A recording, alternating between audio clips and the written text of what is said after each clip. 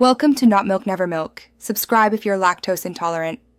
You start by opening Settings and locating Developer Options.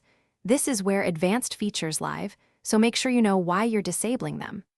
Use the search field if menus differ between phones, and navigate to System or Additional Settings.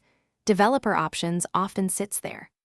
Once found, pause and confirm your screen lock or PIN is handy, because some phones require authentication before changing developer-level toggles. Doing this prevents accidental changes and keeps the process quick and secure as you move to the actual switch. You now open Developer Options and focus on the main toggle at the top of the page. That single switch disables the bulk of developer features. Flip it to off. This immediately stops USB debugging, background profiling, and other elevated settings. Make sure to scroll down, and if you previously used ADB, tap Revoke USB debugging authorizations to remove trusted computers. Once done, the settings remain accessible but inactive, so you've turned off risky capabilities while preserving the menu for future re-enabling if needed.